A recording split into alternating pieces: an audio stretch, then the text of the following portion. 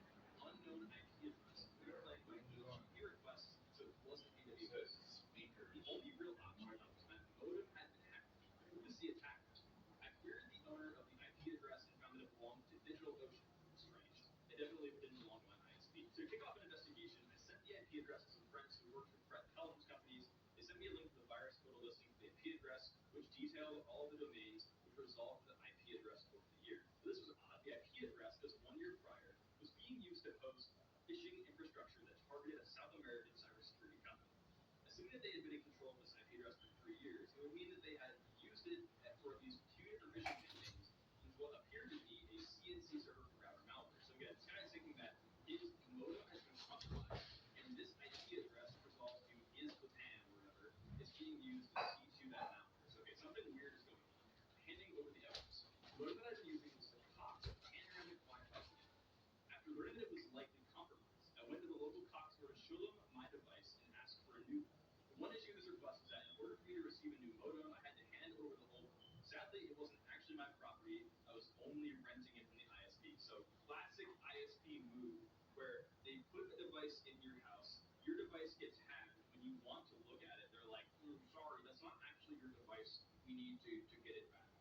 I explained to the employee why I wanted to keep it and reverse engineer the device. Their eyes shot up a little bit. They were much less enthusiastic about giving it back to me. So this is like he went to a Cox store and literally there's a guy making like $18 an hour, and Sam Curry is like, I literally have uncovered a malware campaign that's targeting your ISP modem. Like you have to let me keep this. And the guy's like running his checklist, and it's like it says I'm not allowed to let you do that, and so that's just like what happens.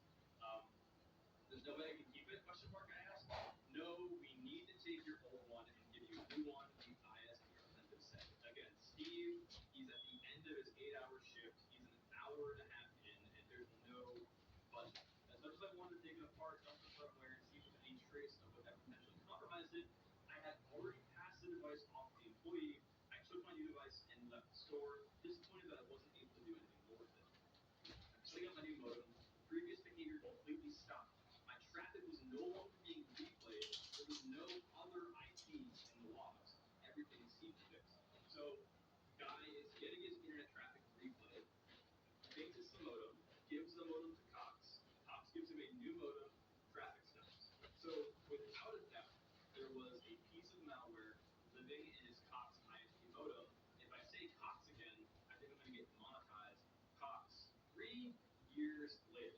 So this is like in one of those movies where you see people, they have some event happen to them, and like they have to go through some traumatic life event, and 3 years later they figure it out. This is literally what happened. So this guy is doing this research on his home device, getting hacked, getting his Cox hacked, and then 3 years later he figures out a way to get it. 3 years later, in early 2024, almost 3 years later, I was on vacation with some friends who also work in cybersecurity.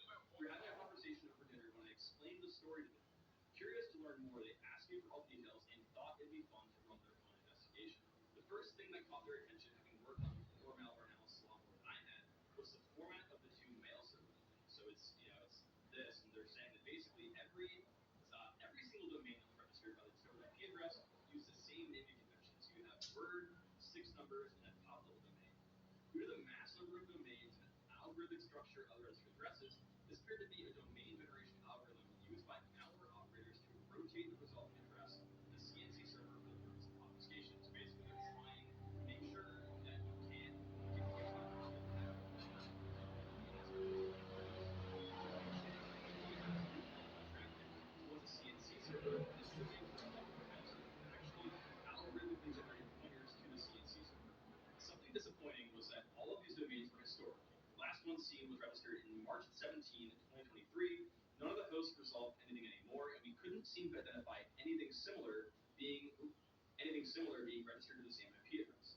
Given that my new modem was the same model that had been compromised, I was curious if the attacker had found a way back in. From a quick Google search, I discovered that there was no public vulnerabilities of the model of modem that I had. The other option would seem more and more likely that they had exploited something outside of the generic router exploit. I was super curious to investigate the threat, brainstorm ways my device could have been compromised. So this is where the article gets absolutely insane. So things start to get pretty crazy here because this is where the TR69 protocol and the idea of an ISP being able to remotely control your device. Effectively, if you've ever had an ISP like work with your house, they can remotely control the device that they give you when they set up your internet. So if you have like a Verizon router, right? You plug an Ethernet cable into that Verizon router, and the ISP can completely remotely control it, right? Something about that smells incorrect, and if it's not implemented correctly, bad things can happen. And are those endpoints TLS encrypted? Last loyal Raven, let me tell you, the answer answer is no, and you're about to find out why in this chat. Targeting REST APIs using the TR69 nice protocol. After getting back home, a close friend had asked him guys if to help him move furniture into his new house. What this also meant was helping him transfer over his Cox modem after connecting his device to the fiber line. I went ahead and called the ISP support and asked if they'd be able to push out an update to allow the device to work in a new location. The agent confirmed that they could remotely update the device settings, including changing the Wi-Fi password and viewing the connected devices. Now again, this is where things get weird, man. Like, it makes sense that your ISP can help fix the device or update the firmware. The question is, like, how are they doing that? And what is preventing one person from doing that and not the rest of the world, right? Why is an ISP special? That the ability of support agents to control devices is really interesting, especially since they can update pretty much anything on the device. This extensive access is facilitated by a protocol known as TR69, implemented in Node 4, which allowed ISPs to manage devices within their own network via port 7547. This protocol had already been the subject of a few great Capcom talks and wasn't externally exposed, so I wasn't super interested in bug hunting that protocol itself. So typically, these ISPs are able to have different planes of management where even though the port is open, you can't hit it from the outside, only the ISP can. So in theory, that's not a great attack surface, which is why Sam didn't go after it. The theory cracked a little bit. If I were a hacker who wanted to compromise my modem, I'd likely target whatever infrastructure powered the support tools that the agents were using. There were probably some internal website for device management that support agents used, backbind API, that could execute arbitrary commands and change view administrative settings on customer devices, foreshadowing, if I could find some way to access this functionality, it might shed light on how it might have been originally hacked and patch out at least one method for somebody to compromise my modem. The first thing I decided to do was look at the Cox Business Portal. This app had a ton of interesting functionality to remotely manage devices, set firewall rules, and monitor network traffic. Nice basic login portal here, and again, this isn't internal to his house, this is just a regular page you can log into, and again, like, basically behind this wall of off, if implemented incorrectly, could be a way to touch every modem that exists on Cox's network. Without actually having a Cox business account myself, I opened the login page for the portal and grabbed a copy of main.this that powered the core functionality of the app. After beautifying it, I parsed out all the routes and scrolled through them. So this guy's traditional hacker stuff. You're doing web exploitation. You have all these JavaScript files that are coded to reach out and touch certain endpoints. Okay, so let's see what those endpoints do. You see we have here API, voicemail, transcribe message, user roles, verify contact, validate.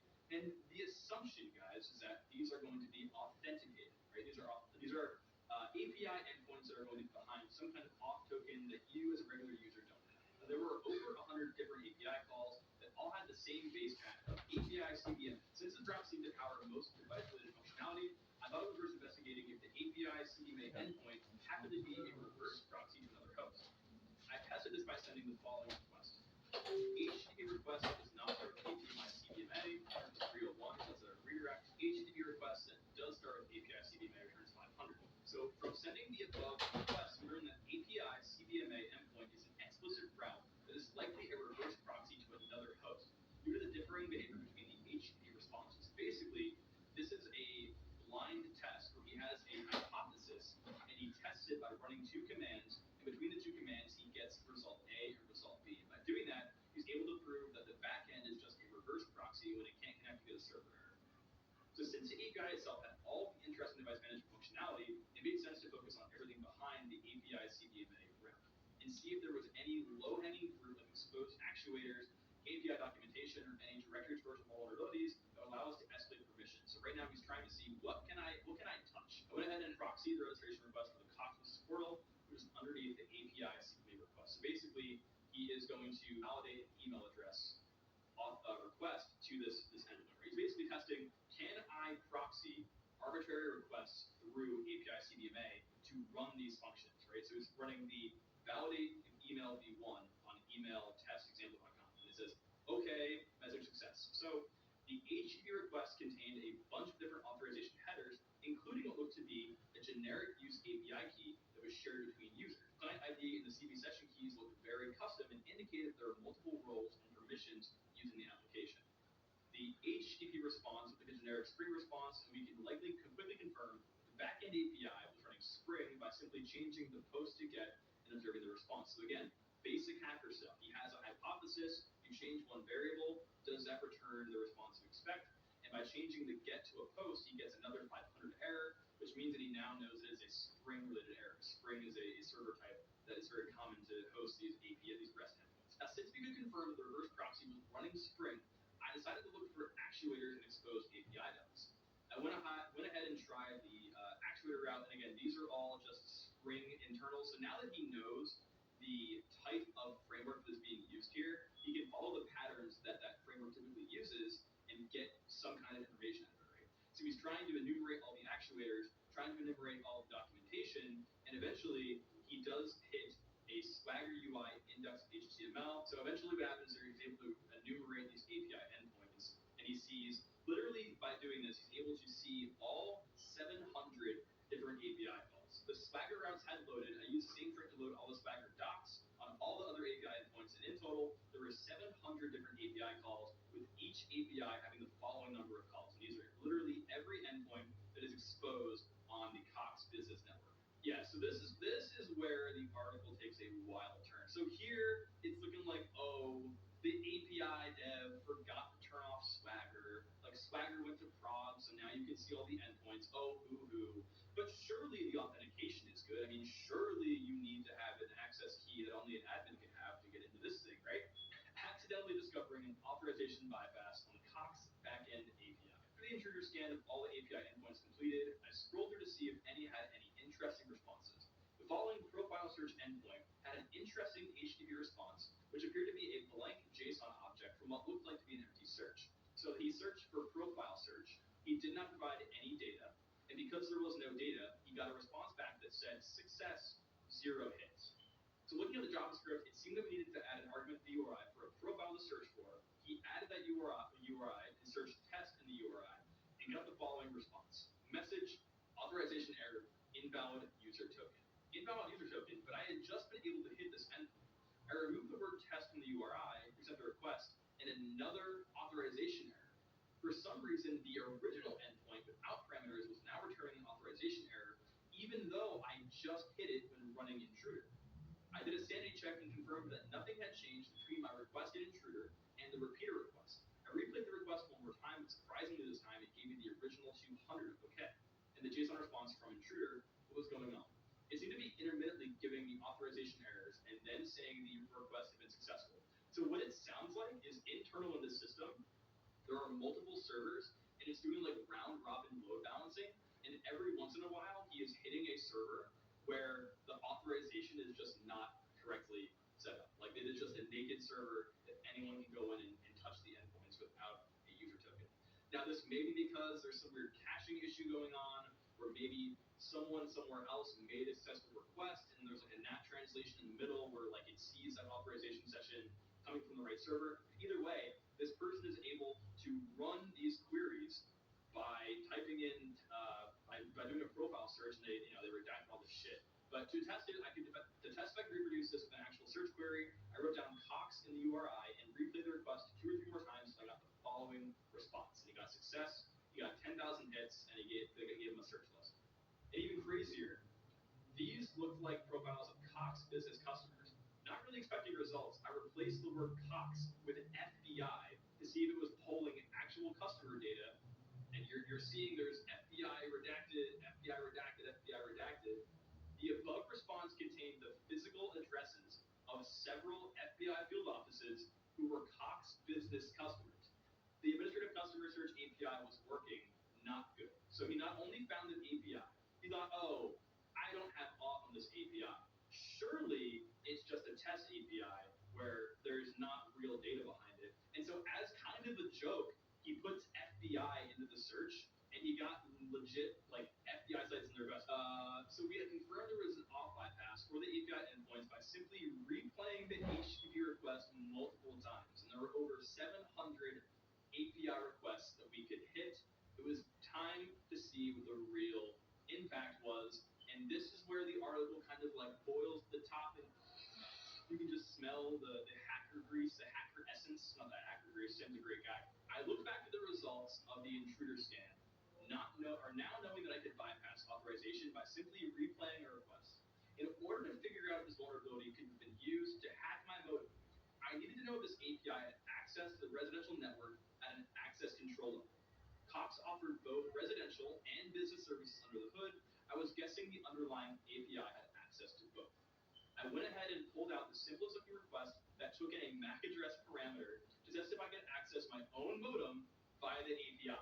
And I just think this article is crazy because it goes from 0 to 100 so fast, dude. It goes from I can query if a profile exists in the Cox database to I'm gonna see if I can change settings on my modem via the MAC address. Like, what? This was a GET request to retrieve a modem IP address that required a MAC address parameter. I logged into Cox, retrieved my own MAC address, and then hit the HTTP request over and over again until it returned 200 OK. So it returned this, right? So what is this? This request is account equipment v1 equipment. He puts his account number, and it returns a list of all the Cox equipment that is on premises at this guy's house. It worked. My connected equipment was returned in the HTTP response. So like by using his MAC address and unoff, he was able to query if he had a Cox Business TV, a telephony device, a Cisco router, a Cisco phone, and a Nokia ONT, a fiber network transmitted link.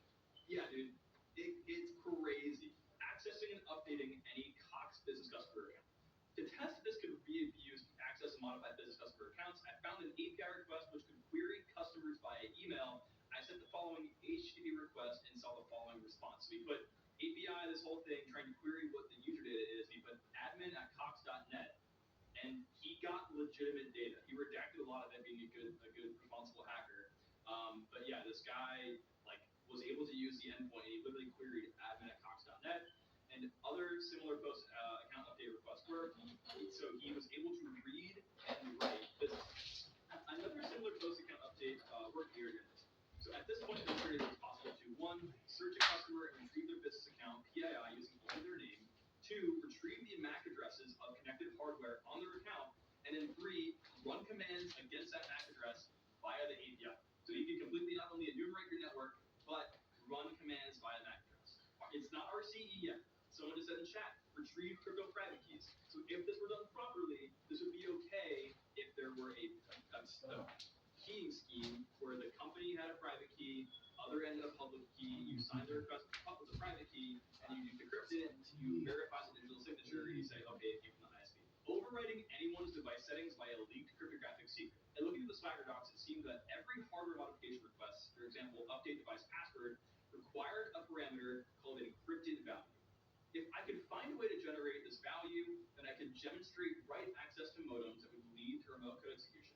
Now again, in terms of basic cryptographic primitives, if you know how cryptography works, if you are trying to authenticate that a response came from your ISP, you would use a signing scheme.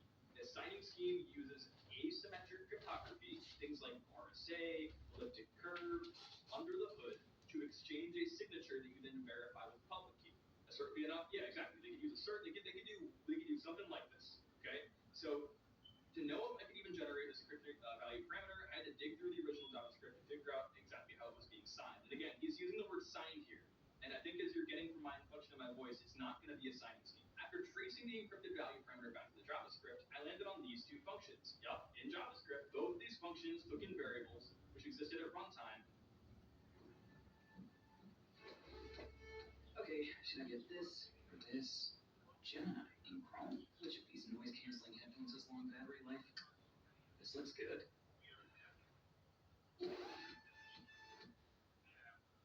Kia ora, teachers. Welcome to New Zealand. Or I'll teach you our national game. I'll teach you haka haka. I'll teach you some crack-out Kiwi jokes. Well, we think they're funny. So how about it? Come and teach us. Rest, recover, and recharge with a premium Helix mattress, which you'll find at Living Spaces.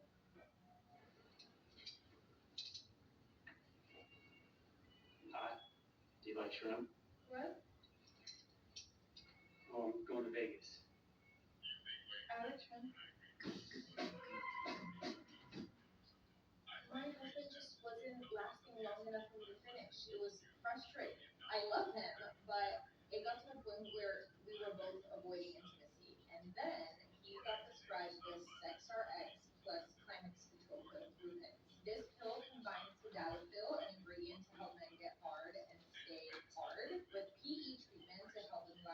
way longer. And the best part is 100% online, no doctor's office, no pharmacy runs, just a simple intake form, and then a licensed provider recommended the right treatment for him. And now he's lasting longer, he's more confident, and we're actually excited to be intimate again. So if you're struggling with early climax, check out Treat. So the easiest way to actually call these functions is going to be to find somewhere that's called the actual API. And after searching for a little while, I realized the 4-digit PIN I set was registering my account as encrypting using the same function. Now that I had a breakpoint set, I was in the correct context of the function, I could simply paste the function into my console and run whatever I wanted. So again, this is the issue with doing critical functions on the front end, because the code is not closed source. You could have done this on the modem. You could have done this somewhere else where there is a hardware root of trust. The hardware root of trust stores the key, and then the kernel retrieves the encrypted data from the hardware root of trust. There are so many ways you could have done this differently, but they're using a symmetric key scheme on the front end to access the API. Okay, let's read. To validate that it works, copy the encrypted value of the same code that sent the post request and pass it to the encrypt function. So he decrypts this. He takes the value that was sent by the API, he decrypts it, and out pops 8042, which is his hint. Perfectly, it works as expected. The only issue now is getting the encrypted value of the device. Where is that device encrypted value? I asked around for a while, so I found a friend who owned an MSP a few states away, so he was Cox Business. He gave me the login to their account, and I saw what appeared to be an encrypted value parameter in one of the HTTP responses after authenticating into their account. So this guy logged in, copies the value, and passes it to the function once again, and out pops this long string of data. And something in here is a little suspicious. This looks like a MAC address. Okay, let's see what's going on. Well, that's annoying. It looks like the encrypted parameter has a MAC address, but also an account ID and a few extra parameters.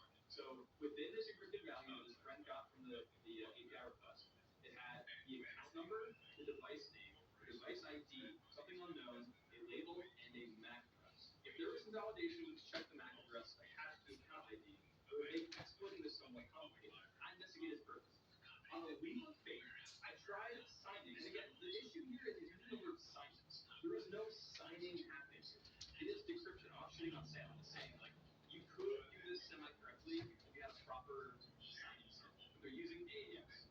I tried a signing value string with a junk data for everything. So he's basically not caring about any of this data except for the MAC address, which is the MAC address of the device he wants to look up. To see if it actually validated that the account ID matched the MAC address. If this request worked, it meant that I could use encrypted value parameter in the API that didn't have the matching account number. I sent the request and I saw the exact same response as above. This confirmed that we didn't need any extra parameters. We could just query any hardware device just by knowing the MAC address. We now essentially have full kill chain. I formed the following HTTP request to change the SSID of one of my own devices. So here he's changing the SSID of his device via this endpoint to the name server. Okay? We got a success message, and sure as shit, after 5 minutes later, my network rebooted, and the SSID name of my device had been changed to Curry. I could read and write anyone's device via this exploit. Absolutely wild. This demonstrated that the API calls to update device configuration worked.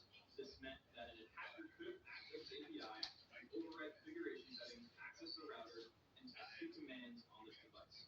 At this point, we had a similar set of permissions as the ISP tech support and could have used this account to exploit the millions of devices that were accessible to the API. The important impact is that a series of vulnerabilities demonstrated in a way that a fully external attacker with no prerequisites could have executed commands and modified the settings of millions of modems, accessed any business customer's PII, and gained essentially the same permissions as an ISP support team remotely from your house. And so eventually they did take this, they reported all of it by responsible disclosure, and he didn't publish this article until Cox went through and fixed it. Cox actually did a very good job, and I think they fixed the issue in a matter of like a month or two. It was really, really solid. But it's just truly insane. So after reporting the vulnerability to Cox, they investigated if the specific vendor had ever been maliciously exploited in the past, and they found no history of abuse. They had also informed me that they had no affiliation with the digital IP address or the DigitalOcean IP addresses, meaning that the device had definitely been hacked and just not using the method disclosed in this blog post. Anyway, that's reading. More than happy to listen to any theories, comments, or whatever about what happened here. swcurry@gmail.com. I think what probably happened is that someone else figured out this vulnerability in the API. They used this API to do some kind of command injection vulnerability. Every device that can be touched by this endpoint has to process that data. There could be a command injection vulnerability in any of these fields that he now can touch via these endpoints. Like, there may not be necessarily a run arbitrary code endpoint on this API. That device has endpoints that only that API can hit. If that API can touch any of the code in there, there's a simple system command injection in that code, then, I mean, you're basically just opening up the attack surface for other bugs that could exist. I think that probably would happen. Now, why they're replaying the HTTP requests, like, in the order of, like, 10 seconds or 5 seconds, that I don't know. That's really weird. But yeah, man, it's super weird. Anyway, go show Sam some love, and then hit that like button and that sub button, and go watch this video about how, what was the last video? Shit. And go check this video out about Microsoft Recall. It's pretty crazy. See you guys in the next one. Take care. Bye-bye. AI promised software teams something powerful, speed, innovation, code that practically writes itself, and it delivered. But once code and agents hit production, they don't always behave as expected. That's where LaunchDarkly comes in, with code control and agent control. We help you stay in control of every line of config, every agent, and every moment in production, so you can iterate faster, optimize behavior in real time, and thrive in the AI era. Move at AI speed. Stay in control. You let on them. Really, Tom? No, it's please come on. It is not. Could you check it, please? Yeah, soon.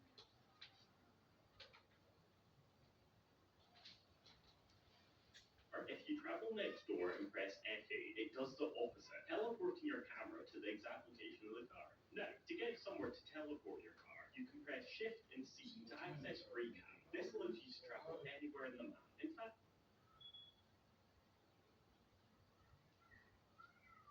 it's how I found most of my autistic details. And then if the camera is way too fast or way too slow for you, you can use Alt and the scroll wheel to adjust the base speed the camera moves. And as a bonus tip, you can press Shift to boost even faster. Now, if you want to cause some real chaos in your newly teleported place, you can press Control Shift H to deflate a random tire. You can do this either when you're sat still, flying down the highway at 100 miles an hour, or when your wheels are detached for some reason. Now, if you get bored driving, just press Control Shift I, and the car will drive itself like a traffic vehicle, allowing you to chill in the back seat of your limo as you get driven around. However, safety is not guaranteed. Here are 49 keybinds and BeamNG that you need to know. I guarantee you won't know all the shortcuts at the end of the video. Instead of going through the menus, you can speedrun your way into photo mode by pressing Ctrl-Alt-P to open it instantly. If you press Insert, you can not only recover your vehicle in place, repairing all damage, but if you hold it, the game will rewind your car along the path you drove, fully recovering in the place you let go of Insert, saving you using F7 to reposition your car. Or if you want to start your vehicle from the exact same place every time, then you can just press R and it'll take you to your vehicle's last home location,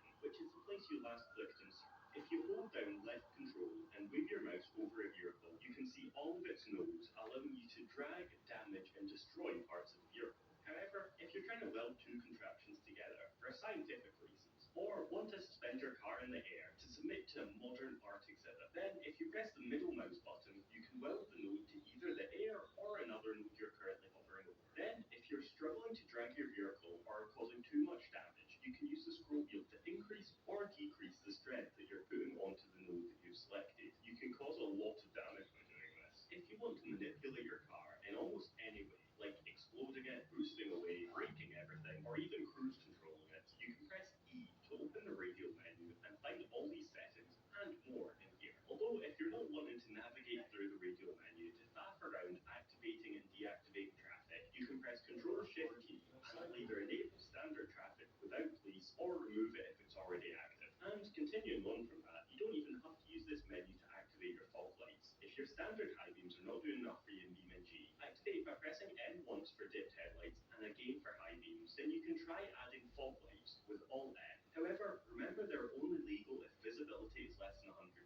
this also activates your underflow lights. Now, to quickly start and stop replays, you can press F2, which will both start recording and stop recording, saving it to your replays so there's no annoying playback that normally happens. If you want to change between your regular drive modes, sporty modes, or disable traction control, you don't have to faff around with the little buttons. You can press Control and Q to cycle through the different drive modes. If you're in an intense race and you press 1 on your numpad, you can quickly glance behind you to see who's there. And if you don't have a numpad, well, if you want to quickly access the vehicle selector to get from an awful car to your favorite car, you can open it even quicker by pressing Control and E. By using Alt and either of the up or down arrow keys, it doesn't actually matter which. You can enable and disable slow motion for cinematic crashes. Then you can make it slightly faster or considerably slower by using Alt and the left or right arrow keys. Left decreasing the speed, making the game slower, and right making it speed up slightly again. Also, if you disable the speed by using Alt and your up or down arrow keys, it will remember what speed you last had and auto reactivate it next time you enable slow motion. Now, if you want to know how much damage all this is doing to your FPS, you can use Control and F to see your FPS count. If you keep pressing it, it cycles through a bunch of different modes, giving you as much or as little information as you want. However, if you really want to see performance data in depth, you can press Control Shift and F, and it'll give you an entire confusing performance graph with all your computer specs and see how much system requirements BeamNG is using. Now, towing trailers is actually way easier than I thought. Well, at least connecting them on any vehicle of any size, providing they have 2 compatible hitches. You can press L, which will kindly highlight the connection points as well as gently magnetize them to help you connect them. If you're wanting to get a close-up look to your car or get a bird's eye view of it, you can use Shift and page up and page down to zoom in and out in Orbit Cam. Although I'm not sure who in their right mind would drive like this, or in fact this. Sunsets are so pretty. There we go. With Little Caesars $5.99 mix and match, the pizzas are large and you're in charge. 2 or more plates for only $5.99 each. This match or this match, you're in charge. We'll make it large. Mix and match from Little Caesars for only $5.99 each. Pizza, pizza. You can turn your newsletter into an actual business. You just need to stop using 5 platforms to do what one was literally built for. Beehive is the all-in-one newsletter platform to run your digital business. Design your newsletter, build your site, grow your audience, and actually get paid without touching a line of code.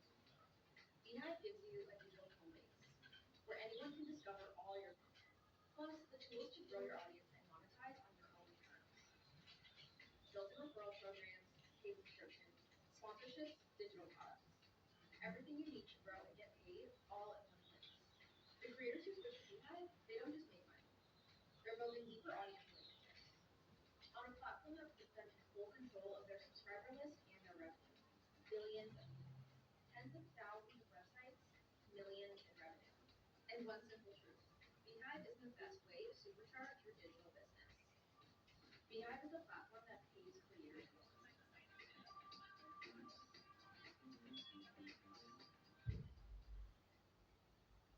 There we go, that's better. Using Control Shift E, we can change the time of day between midday, pretty sunset, and midnight. Now, if you want to make your car look different by changing either parts or colors, you can use Control and W to quickly open the part selector and make any changes you want to it in the most efficient manner. Now, press Alt U to hide your UI, and you can entirely enjoy the scenery with no clunky UI in the way. Well, now I can swiftly move on by pressing Tab to switch to the next vehicle, and then the next, and then the next, and so on. But hang on, I forgot something. Let me use Control and Tab to switch cars in reverse of the order we just did, so I can get back to the previous car quicker. Now I'm back, I can press Alt and O to not only capture a screenshot of the pretty view, but it'll actually open it in Microsoft Edge for some reason. It is literally just called Take an Upload Screenshot in the control settings. No idea where it's uploading it to, or why it has to open it in Edge. I really don't know why you can't just press Control and P instead to take a screenshot, which will save to your camera folder. However, unlike photo mode, it also captures your lovely UI if you have it showing, or it won't if you don't. I mean, it's a screenshot, it takes a photo what's on your screen. However, if you still refuse to use photo mode and you want a higher quality screenshot, you can use Alt and P to capture a high resolution screenshot. After all that talking, I need some fresh air. So I'll press F to enter walk mode, getting out of the car and going for a little stroll with my beloved Beamlin. Now, another useful one for when you don't want to press all the tiny little buttons, you can use Alt and D to change your diff settings either locking or unlocking your diff, which is indeed a lot quicker to press when you're in a busy off-roading environment. You can also press Alt and S to change your transfer case mode, as well as cycle through your car's four-wheel drive modes. Now, I know you've committed many crimes, therefore I'll be using Shift and N to activate my police light bar to come and chase you. Then, when I finally get you pulled over and it's no longer much of an emergency, I can use Alt Shift N to cycle light bar modes and change it to either a camera mode or a solid light mode. When I'm not trying to set off somebody's epilepsy, if you've ever wanted to see a car's physics skeleton, you can press Control and V to cycle through many different visualization modes. Now, if you want to center your camera, you can use the number 5 key, specifically on a number pad, and it'll send your camera to the rear, which can actually be quite handy. If you get tired, you can use your number pad again to look around, using numbers 4 and 6 to look left and right, and then use numbers 2 and 8 to pan the camera up and down.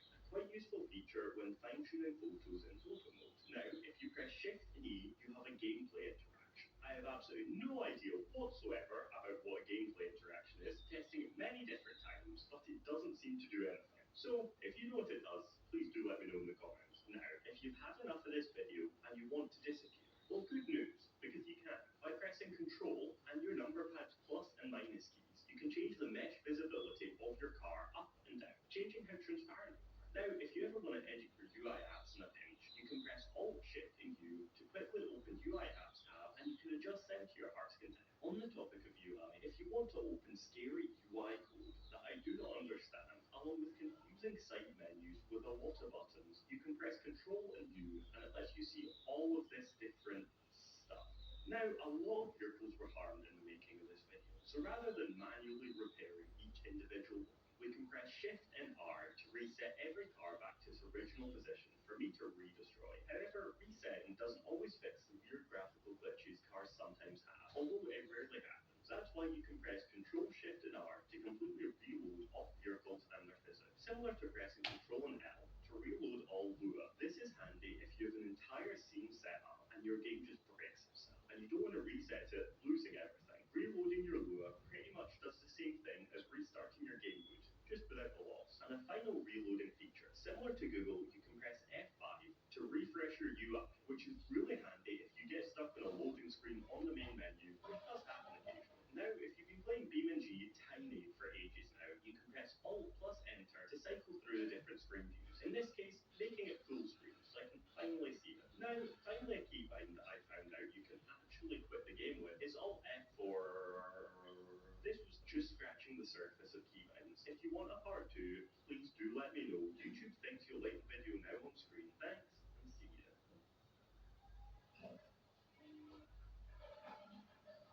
We ran out of time and didn't get all of our shots. Don't blow this out of proportion. With Artlist AI, you can fix it in post, generate new angles, and lip sync to new dialogue with the exact same voice. Delicious. Change anything you want in the scenes you've already shot, or create entirely new ones with the same cast. Can I get you anything? No reshoots, no delays, no panic. Thanks. Go to Artlist and start creating without limits.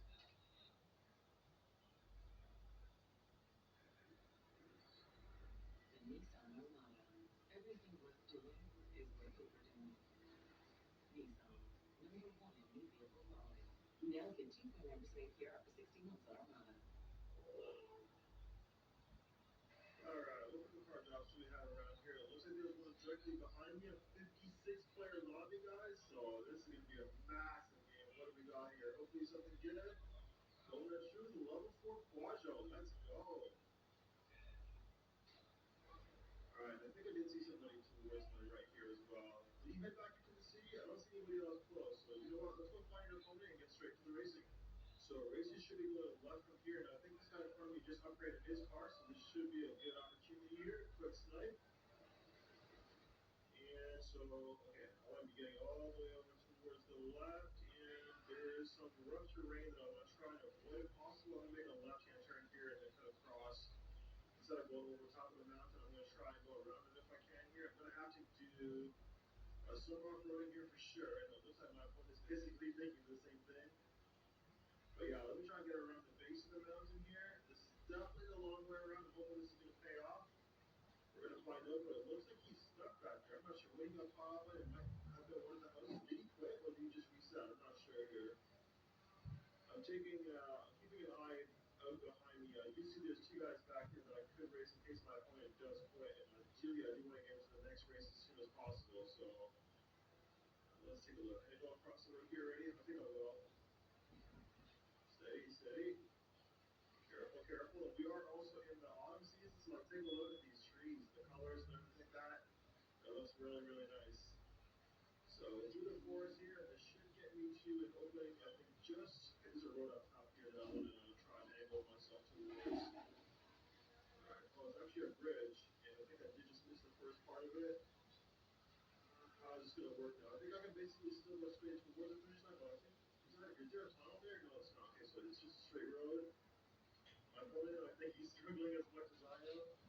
So somehow I am still in the lead. As long as I don't lose traction here. Those jumps there, that's a massive painful part there. I'm hoping it's not gonna ruin the race here,